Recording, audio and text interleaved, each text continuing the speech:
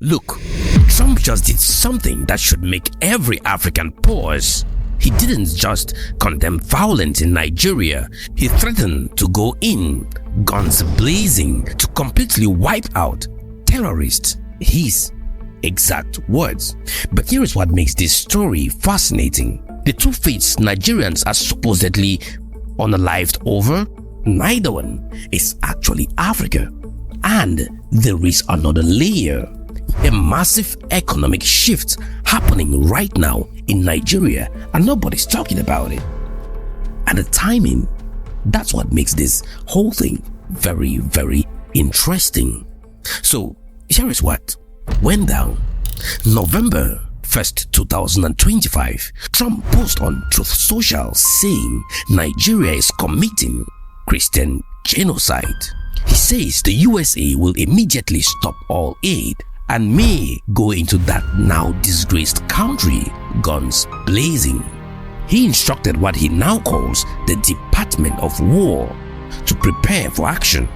And he added this: if we attack, it will be fast, vicious and sweet. Fast, vicious and sweet. Those are his exact words for potentially bombing an African country. Now, a Nigerian human rights lawyer, Bulama Bukarti, who's done PhD research on this, looked at the actual numbers. Boko Haram attacked 83 churches and 72 mosques. They unalived over 2,000 Muslim worshippers in mosques compared to about 1,500 in churches. So these terrorists, they are unaliving everyone. Muslims and Christians, they bomb markets, mosques, churches, anywhere they find civilians. So why is Trump framing this as Christian genocide when the data shows something completely different? What changed? Why now? Because when you look at what's happening economically at this exact moment in Nigeria, the timing starts to look less like coincidence.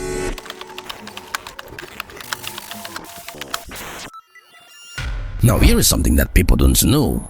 While the world's been focused on religious violence, something massive has been happening in the background. Nigeria just built the largest refinery in Africa, the Dangote Refinery, biggest single train refinery in the world, 650,000 barrels per day. But here is where it gets crazy. Dangote just announced he's doubling the capacity to 1.4 billion barrels per day. That dethrones India and makes it the largest refinery. For decades, Nigeria has been doing exactly what the colonial powers wanted: export crude oil, import refined products, stay dependent. Now, they are refining their own oil, producing everything they used to import. This is industrialization, economic independence. Now, religious tensions in Nigeria, not new. People being unalived, it has been happening for decades. But for decades, while Nigeria has been exporting crude and staying dependent, we didn't hear American presidents threatening to bomb them over religious violence. Nigeria builds the world's biggest refinery, and suddenly within months, religious violence that's existed for years become an existential threat, requiring American intervention. The timing raises a lot of questions.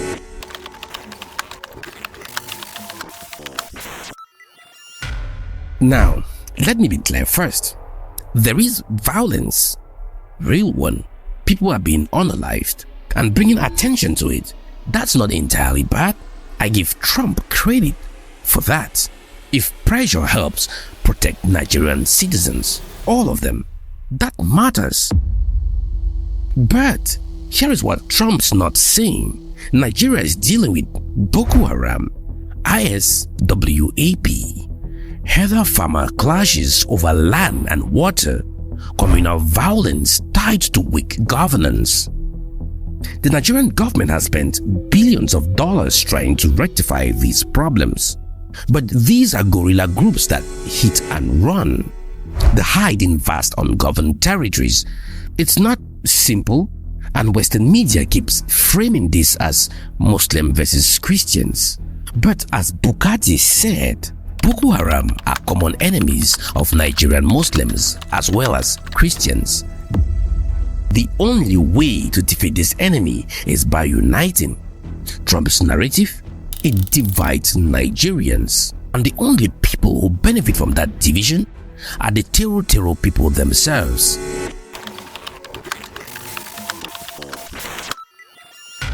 Now, let's talk about something uncomfortable. Christianity and Islam, the two religions Nigerians are fighting over, didn't come from Nigeria. They didn't come from Africa at all.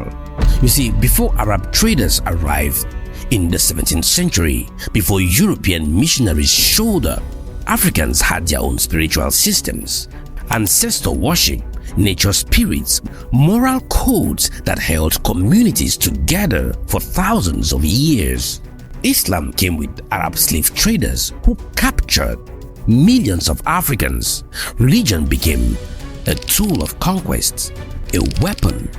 Centuries later, Christianity arrived, and here is where it gets really revealing.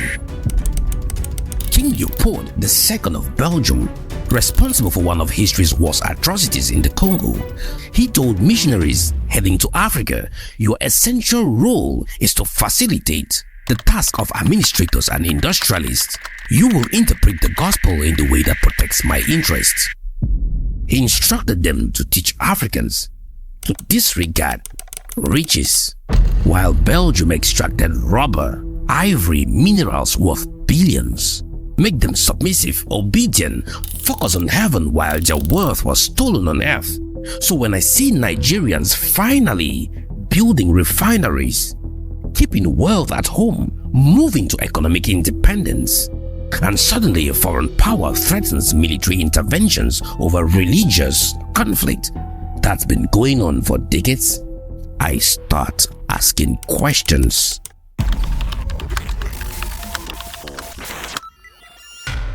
Now think about this. Nigeria has been exporting crude for decades, religious tensions for decades. But when Nigeria was economically dependent, exporting crude, importing products, playing the colonial rules, we didn't hear these threats. Now, Nigeria is refining its own oil, building capacity, keeping wealth at home, and now suddenly, violence that's been happening for years requires American bombs. The timing is suspicious. Who benefits really if Nigeria's industrialization gets disrupted?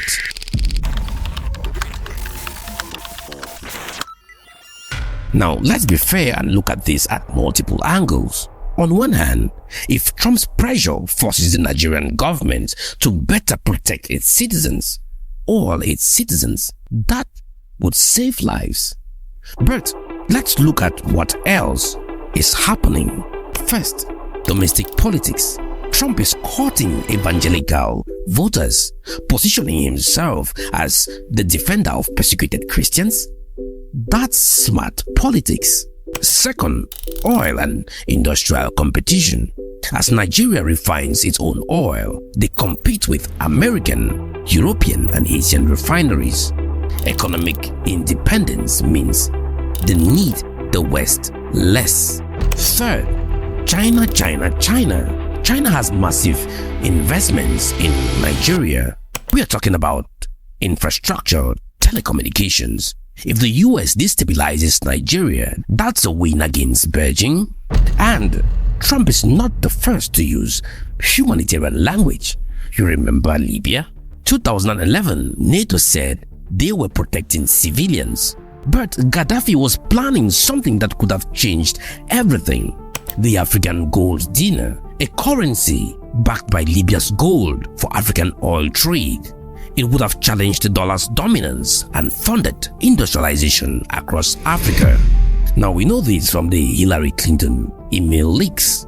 Her advisor explicitly mentioned Gaddafi's gold-backed currency as a reason for intervention, it would challenge French and American influence. Gaddafi fell and Libya, it collapsed. The currency plan failed. Dollar dominance in Africa remained unchanged until now, until Nigeria starts building industrial capacity that could support economic independence. President Tinubu responded, religious freedom and tolerance are foundational to Nigeria. The characterization of Nigeria as religiously intolerant does not reflect our national reality. Now, that's a leader who knows sovereignty is on the line. Now, people are saying, but people are being unalived. Shouldn't someone help? Yes, but as Bukarti said, unilateral American intervention will only escalate matters and be counterproductive. The US has nasty experiences in Afghanistan and Iraq. Do we want that to repeat? In Africa? In Nigeria? Bombing Nigeria won't fix corruption, create jobs, or stop droughts that push headers into farmers' land. What will it do? It will disrupt economic momentum, give the terror people propaganda, destabilize West Africa, make ordinary Nigerians, both Christian and Muslim, less safe. So the question is, does Trump's approach solve the problem? Or does it serve other interests while disrupting Nigeria's path to industrialization?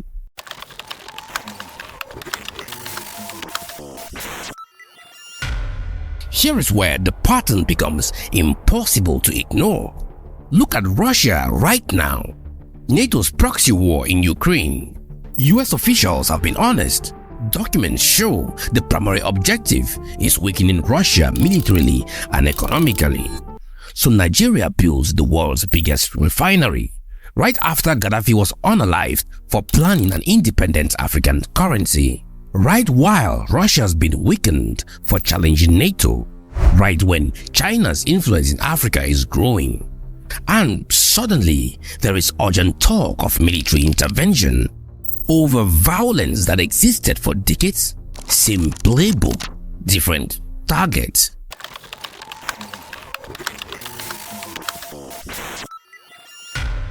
Now, Nigeria isn't just any country. With the Dangote Refinery, Nigeria becomes a global player. If Nigeria succeeds, others follow. Ethiopia is building, Kenya is moving, Rwanda is planning. But if Nigeria gets destabilized, it sends a message: don't industrialize, stay dependent, don't challenge the dollar. Mali, Niger, Burkina Faso already kicked out US troops. Ghana and Benin are watching. China and Russia are waiting. You see, Africans are tired of lectures, especially when these lectures coincide with economic moves towards independence.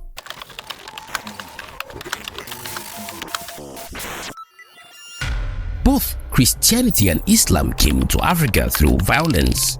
Europeans told missionaries to make Africans ignore wealth while it was stolen.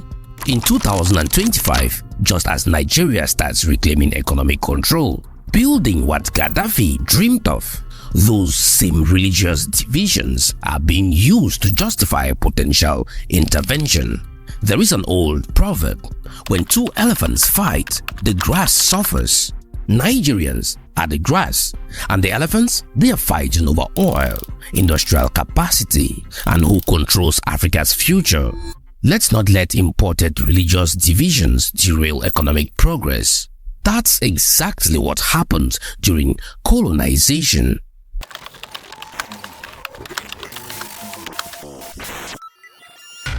Now, here is what's at stake. If Trump's pressure leads to protection for Nigerians, good. But if this justifies intervention that disrupts industrialization, Africa's largest economy faces chaos. The blueprints for African industrialization dies. Other countries think twice about independence, and Gaddafi's dream dies again. But if Nigeria stands firm and continue building, this could be the turning point where Africa says we will solve our problems and control our economies. Partner with us, but don't dictate terms. And that terrifies some people, because an Africa that refines its own oil, builds its own industries, controls its own wealth, that's an Africa that doesn't need permission. So here is my takeaway. Trump's threat might come from genuine concern. If it protects Nigerians, that's valuable. But the timing when Nigeria achieved these industrial milestones, that raises some questions. Why now? Who benefits if Nigeria's progress gets disrupted? Why does this pattern repeat whenever countries try protecting their resources? When foreign powers suddenly care about decade-old problems, right when a country makes a move towards independence? Now look at the pattern, look at Libya, look at what happens. Ask, who benefits from keeping Nigeria weak? Once you see it, you can't unsee it. So I want to hear from you. Is the timing a coincidence? Is Trump's threat purely about protecting Christians? Or is this the same playbook? Should Nigeria continue industrializing regardless of pressure? Can Africa break this cycle? Drop your thoughts, especially if you are Nigerian and if this changed how you see it. I'm Asongwe Luis. Share this video. I'll see you in my next investigation. Bye.